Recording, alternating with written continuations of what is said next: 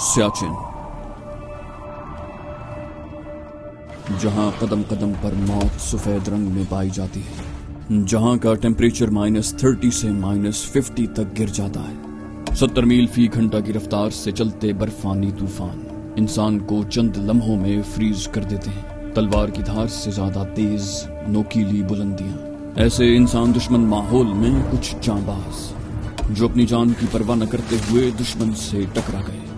जहां सिर्फ इंसान नहीं, मौसम भी एक जानलेवा दुश्मन हो, ऐसे माहौल में उन जांबाजों ने वो कर दिखाया जो नामुमकिन था, जिनके कारनामे आज भी दुश्मन के दिल में खौफ पैदा कर देते हैं। ऐसे ही कुछ जांबाजों की सच्ची दास्तान। Let's go. सियाचिन।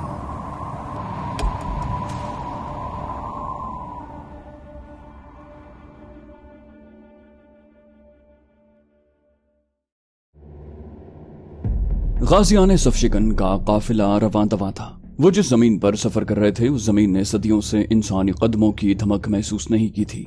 वहां के पहाड़ों के लिए इंसान और चरिंद परिंद बिल्कुल अजनबी थे, लेकिन उन्होंने गाजियों की आमद को अपने लिए चैलेंज बना लिया था। अपनी तरबियत और जहानत के बलबूते पर कैप्टन जावेद उस काफिले के साथ चल रहा था। उसने 4 घंटे मुसलसल सफर करने के बाद अंदाजा कर लिया था कि उससे आगे मुसलसल चलना जवानों को जबरदस्ती मौत के मुंह में धकेलने के मुतरादिफ होगा। 4 घंटे के बाद जवानों को पहला पड़ाव नसीब हुआ। उन्होंने अपनी गागलों से 2 घूंट पानी पिए जो वर्दी के अंदर महफूज की गई थी, क्योंकि बाहर तो उनमें मौजूद पानी के मुंजमद होने का खतरा मौजूद था। उस पानी के साथ कुछ गोलियां उन्होंने अपने हलक में उंडेल ली।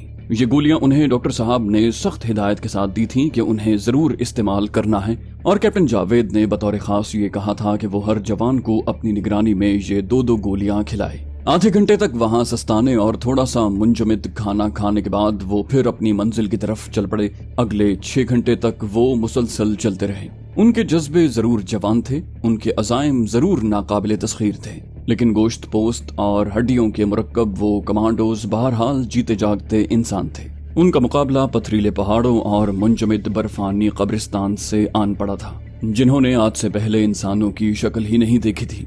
ऐसे मौसमी कहर से वो नाआशना थे। उनके पांव की उंगलियां मुसलसल हरकत के बावजूद सुन हो रही थीं।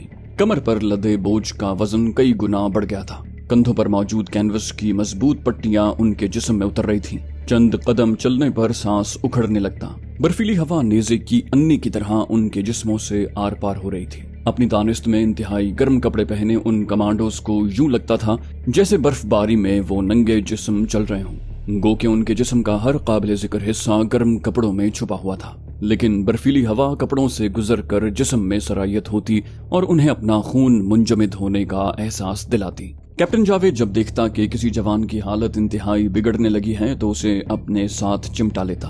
उसके साथियों को हिदायत कर देता कि वो उसे अपने दरमियान में रखकर उसके जिस्म को गर्म करने की कोशिश करें। उनके पास 40 घंटे के उस तवील सफर के लिए केरोसिन ऑयल के सिर्फ 2 जेरी कैन थे। इससे ज्यादा वो उठा ही नहीं सकते थे। कैप्टन जावेद ने उन दोनों जेरी कैन को अभी बिल्कुल इस्तेमाल नहीं किया था। 20 घंटे की जानलेवा मुसाफत के बाद उसने पहली मर्तबा एक पहाड़ी दर्रे में कदरे महफूज जगह तलाश करने के बाद सूबेदार साहब से कहा था कि वो एक चूल्हा जलाकर पैकेटों में बंद यखनी जवानों को गर्म करके पिलाते। आधे घंटे की मुशक्कत के बाद वो उस मुंजमद यखनी को बमुश्किल पिघलाने में कामयाब हुए थे। तमाम जवानों को आधा आधा मग पिलाने के बाद कैप्टन जावेद ने आधा मग अपने हलक में उंडेला और अब वो अपने पास मौजूद चॉकलेट अपने मुंह में रखने के बाद दोबारा सुए मंजिल गामजन हुए। इस दौरान कैप्टन जावेद का राब्ता हेडक्वार्टर से मुसलसल कायम रहा। उनकी तरफ से जाने वाली हर कामयाबी की खबर से बेस कैंप में मौजूद उनके साथियों के हौसले दो चंद हो जाते। कैप्टन जावेद ने इस बात का बखूबी अंदाजा कर लिया था कि उसके बेशतर जवानों की हालत नाकाबिले यकीन हद तक बिगड़ चुकी है और ऐन मुमकिन है कि 22,000 फुट की बुलंदी पर जहां उन्होंने अपनी पोस्ट कायम करनी थी वो ज्यादा देर तक जिंदा भी न रह सके। लेकिन उसने अभी तक बेस कैंप को सब अच्छा की रिपोर्ट ही दी थी। उनकी तरफ से ग्यांगला के नजदीक पहुंचने की खबर मिलने पर अलबत्ता नॉर्दर्न लाइट इन्फेंट्री की एक कंपनी को उनके ताकुब में रवाना कर दिया गया था। उस कंपनी के साथ एक डॉक्टर को बतौर खास भेजा गया था, जबकि इब्तिदाई तिब्बी इमदाद के लिए कुछ अद्वियात कैप्टन जावेद के साथ ही अपने साथ लेकर आए थे जो अब कम पड़ती जा रही थी। उस इलाके में हाइकिंग करने की वजह से उसे कुछ आशनाई जरूर हासिल थी और उसी आशनाई के बलबूते पर उसने अंदाजा लगाया कि वो अब मंजिल के नजदीक पहुंच गए हैं। 40 घंटे की ये मुसाफत उन्होंने हैरत अंगेज तौर पर 35 घंटे में तय कर ली थी। लेकिन मंजिल पर पहुंचने के फौरन बाद सूबेदार इनायतुल्लाह ने जवानों से मुताल्लिक जो रिपोर्ट दी वो बड़ी शदीद तशवीशनाक थी। एक लांस नायक और 2 जवान शदीद जख्मी और बीमार थे। गो कि वो सब बारी बारी एक दूसरे से भारी सामान मुंतकिल करते यहाँ तक आए थे। उन तीनों की कमर से खून बहकर कपड़ों पर जम चुका था, लेकिन क्या मजाल जो अज़्मो अमल के उन पैकरों ने एक लम्हे के लिए भी अपने जख्मों की खबर अपने साथियों को होने दी।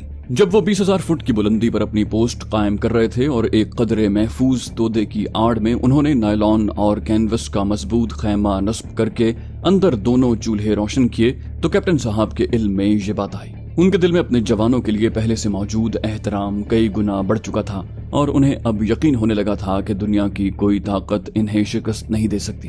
तीनों जवानों को उन्होंने औंधे लिटाकर उन पर अपने पास मौजूद 6-7 कंबल डाल दिए थे। इब्तिदाई तौर पर दर्द और बुखार को रोकने वाली कुछ गोलियां उन्हें खिलाकर कैप्टन जावेद ने जवानों को खाना बनाने के लिए कहा था। ये खाना वो टीन के डिब्बों में बंद अपने साथ ही यहाँ तक लाए थे, लेकिन ये अलग बात कि अब उन डिब्बों में मौजूद खाना मुंजमद हो चुका था। उनकी गागलों में मौजूद पानी ने बर्फ की सूरत इख्तियार कर ली थी और उन्हें पीने के लिए भी पानी गर्म करना पड़ता था। उनकी जिंदगियों का इन्हिसार यहाँ तक पहुँचने वाली कुमत पर था, जिसका कुछ अंदाजा नहीं था कि वो कब उन तक पहुँचेगी। अपने वायरलेस सेट पर कैप्टन जावेद ने जब बेस कैंप को इत्तला दी कि उन्होंने चुलांगला में 20,000 फुट की बुलंदी पर अपनी पोस्ट कायम कर ली है तो कर्नल साहब फौरन सजदाए शुक्र अदा करने लगे। तमाम जवानों में नाकाबिले बयान खुशी की लहर दौड़ गई थी। जवानों की इत्तला। इस मर्तबा ब्रिगेडियर साहब ने खुद उससे सवाल किया। कैप्टन जावेद के लिए अब कुछ छुपाना आर्मी रूल्स की खिलाफ वर्जी समझा जाता। उसने कहा, सर 3 जवान शदीद जख्मी और बीमार हैं, अद्वियात खत्म हैं, केरोसिन ऑयल अगले 2 घंटे के बाद खत्म हो जाएगा। ब्रिगेडियर साहब ने उनका हौसला बढ़ाया, कहा डटे रहो, हम हेलीकॉप्टर भेजने की कोशिश करते हैं। उसे अपने अकब से सूबेदार इनायतुल्लाह की आवाज सुनाई दी। जवानों का मोराल बुलंद है सर, एकदम तैयार बर तैयार हैं। कैप्टन जावेद ने अंग्रेजी में बड़बड़ाहट के अंदाज में कहा, मैं जानता हूँ। कैप्टन जावेद समेत किसी भी जवान की जिस्मानी हालत ठीक नहीं थी। ऊंचाई और ऑक्सीजन की कमी की वजह से उनके सर में दर्द हो रहा था और वो सर दर्द के लिए गोलियां मुसलसल इस्तेमाल कर रहे थे। लेकिन क्या मजाल जो शुजात वफा के उन पैकरों ने एक लम्हे के लिए भी किसी किस्म का शिकवा किया हो। वो सब अपने फराइज और ड्यूटी की अहमियत से बखूबी आगाह थे। उन्होंने 2 रातों के मुसलसल सफर के बाद अपनी मंजिल पाई थी और अब कैप्टन जावेद के हुक्म पर तमाम जवान खेमे में आराम करने लगे थे, जबकि कैप्टन जावेद आंखों पर दूरबीन जमाए एक पत्थर पर बैठा हुआ था और पोस्ट के दोनों अतराफ उन्होंने जो 2 मशीन गन्ने नस्ब की थी, 4 जवान उन पर ड्यूटी दे रहे थे।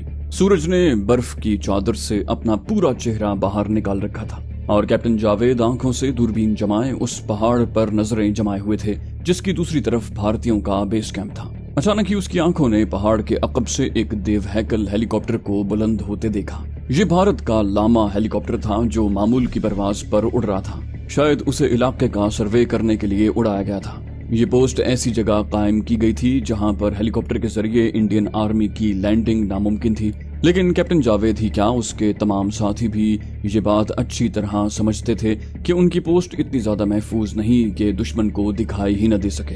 हेलीकॉप्टर गनशिप था। कैप्टन जावेद का माथा फौरन ठनका। उसने फौरन अपने अकब में गार्ड ड्यूटी पर मौजूद हवालदार से कहा, गेट अप। हवालदार ने एक लम्हा तवक्कुफ किए बगैर खेमे में सर्दी से करवटें बदलते अपने साथियों को खबरदार कर दिया। दूसरे ही लम्हे तमाम कमांडोज खेमे से बाहर थे। चूल्हा बुझाकर उन्होंने सूबेदार इनायतुल्लाह के इशारे पर बमुश्किल 2 मिनट में खेमे को गिराकर इस तरह लपेट दिया था कि वो दूर से दिखाई न दे और खुद पहले से मुंतखब करदा जगहों पर मुंतकिल हो गए थे। 3 जख्मियों को कैप्टन जावेद की हिदायत पर उसके साथियों ने बर्फीली चोटियों पर बनाई उस पोस्ट के सबसे महफूज कोने में बिठाकर उन पर इस तरह कंबल डाल दिए थे कि उनके जिस्म मुकम्मल कैमोफ्लाज हो जाएं। कैप्टन जावेद ने कहा, हेलीकॉप्टर पर कोई फायर नहीं होगा जब तक मैं इशारा न करूं। ये कहकर कैप्टन ने जकंद भरी और एक बड़े पत्थर की ओट में बैठकर हेलीकॉप्टर पर नजरें जमा दी। अब हेलीकॉप्टर इतना नजदीक आ गया था कि उसके इंजनों की आवाज उन्हें साफ सुनाई देने लगी थी। कमांडो सांस रोके अगले हुक्म के मुंतजिर थे। کیپٹن جاوید کو اس تلخ حقیقت کا شدت سے ادراک تھا کہ برف کے اس دوزخ میں وہ اس ہیلی کاپٹر کا بظاہر کچھ بھی نہیں بگاڑ سکتے۔ ان کے پاس معمول کا اسلحہ تھا یا پھر 2 مشین گنیں جن سے عام حالت میں فائرنگ کرنا ان کے لیے قطعی ناممکن تھا۔ صرف ایک صورت تھی کہ ہیلی کاپٹر ان کی مکمل رینج میں آ جائے اور وہ اسے مار گرائیں۔ ہیلی کاپٹر اب ان کے بالکل سامنے قدرے بلندی پر آ چکا تھا۔ ابھی تک اس کے پائلٹ نے شاید کوئی غیر معمولی نقل و حرکت نوٹ نہیں کی تھی، لیکن اچانک ہی اس نے اپنا رخ بدلا اور وہ سیدھا ان کی طرف آنے لگا۔ کیپٹن جاوید نے اپنے دائیں ہاتھ موجود مشین گن پر بیٹھے صوبیدار عنایت اللہ کو اشارے سے تیار رہنے کے لیے کہا اور اپنی گن اس کی طرف سیدھی کر لی۔ شاید ہیلی کاپٹر کا پائلٹ اپنے شک کی تصدیق کرنے آ رہا تھا، اور اس سے پہلے کہ وہ کچھ کرنے کے لائق ہوتا، کیپٹن جاوید نے کچھ کر گزرنے کا فیصلہ کر لیا۔ ہیلی کاپٹر ان کی نظروں کے بالکل سامنے ان کے سروں سے بمشکل 30-40 فٹ بلند تھا۔ پائلٹ کو اپنے شک کی تصدیق ہو گئی تھی اور اس نے افراتفری ہی میں ان پر فائرنگ شروع کی تھی، کیونکہ اس کی چلائی ہوئی گولیاں ان سے کچھ فاصلے پر برف میں دھس رہی تھی۔ اس سے پہلے کہ وہ اپنا چکر مکمل کرتا، اچانک ہی صوبیدار عنایت اللہ نے اپنی گن سیدھی کی اور پہلے سے سائٹ میں آئے ہوئے ہیلی کاپٹر پر گولیوں کی بارش کر دی۔ دوسرے کونے پر کیپٹن جاوید نے بھی ایک لمحے کا توقف کیے بغیر ہیلی کاپٹر کے بائیں پہلو کو سائٹ میں لیا اور مشین گن کا ٹریگر دبا دیا۔ دونوں کی چلائی گئی تمام گولیاں ہیلی کاپٹر میں لگی تھیں اور بالکل یوں جیسے کسی ماہر نشانہ باز نے اپنی مرضی کے ٹارگٹ منتخب کر کے وہاں فائرنگ کی ہو، کیونکہ ہیلی کاپٹر کا پائلٹ انہیں منہ کے بل سامنے گرتا نظر آیا۔ کیپٹن جاوید کی گولیاں سامنے کی سکرین توڑ کر اس کے منہ اور سینے میں لگی تھیں، جبکہ صوبیدار عنایت اللہ کی گولیوں نے اس کی ٹینکی اڑا دی تھی۔ خیریت گزری کہ ہیلی کاپٹر ان کے سروں سے گزر کر کافی آگے جا چکا تھا، لیکن اس کے زوردار دھماکے سے پھٹنے اور گلیشیئر پر بکھرنے کا منظر انہوں نے اپنی آنکھوں سے دیکھا تھا۔ فرط مسرت اور جوش غضب سے ان سب کی حالت دیدنی ہو رہی تھی۔ تمام جوان پوری قوت سے اللہ اکبر کے نعرے لگا رہے تھے۔ کچھ یہی کیفیت ان کے بیس کیمپ پر طاری تھی۔ وائرلیس سیٹ سے بریگیڈیئر صاحب نے فائرنگ کی آوازیں سنی تھیں اور سیٹ آپریٹر حوالدار لہر اسپ خان انہیں ایک ایک لمحے کی رپورٹ دے رہا تھا۔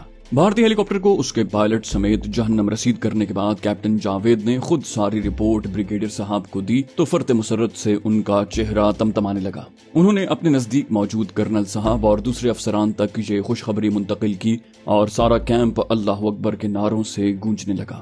بھارتی فوج سے اس کی جارحیت کی پہلی قیمت پاکستانی کمانڈوز نے موصول کر لی تھی۔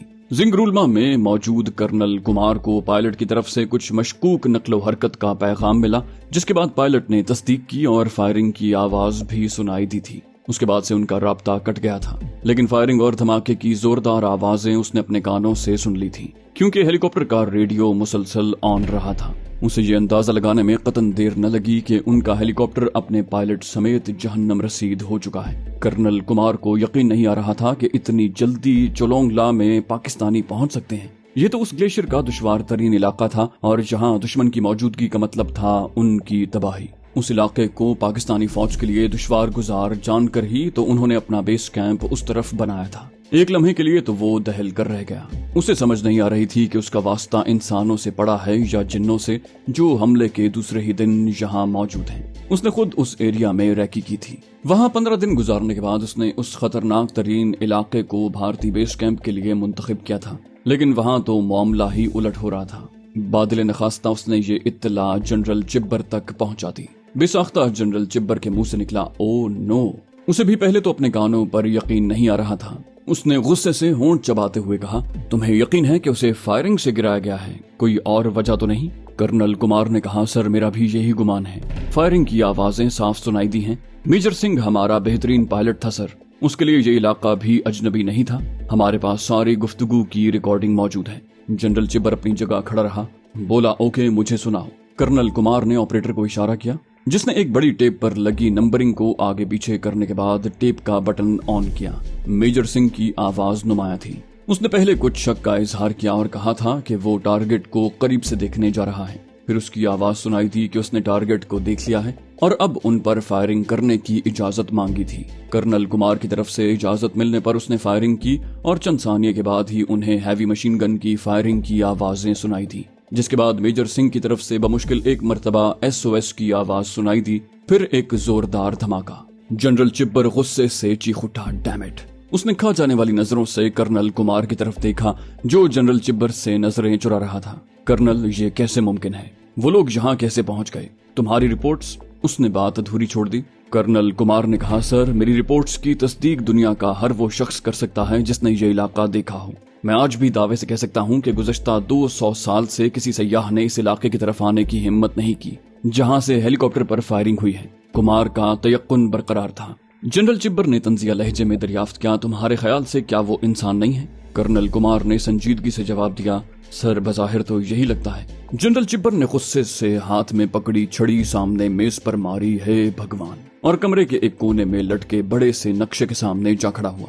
वो जानता था कि इसमें कर्नल कुमार का कोई कसूर नहीं है। उन्हें इंडियन इंटेलिजेंस ने भी रिपोर्ट दी थी कि पाकिस्तानी फौज के लिए उन इलाकों खुसूसन उस महाज पर पहुंचना नामुमकिन है। शदीद मौसमी अजाब उन्हें रास्ते में ही मार डालेगा, क्योंकि इस खतरनाक मौसम और माहौल का मुकाबला करने के लिए उनके पास मुनासिब लिबास मौजूद ही नहीं है। और इतनी ऊंचाई पर तो किसी ज़ीहोश का मुनासिब लिबास के बगैर जिंदा रहना मौजज़ा ही हो सकता है। बहरहाल वजह कुछ भी रही हो, ये तल्ख हकीकत अपनी जगह कायम थी कि पाकिस्तानी फौज उनकी मुनासिब पजीराई के लिए पहुंच चुकी है और आगाज में ही उनके हेलीकॉप्टर और बेहतरीन पायलट मेजर सिंह की तबाही से फौज में बदली भी फैल सकती थी।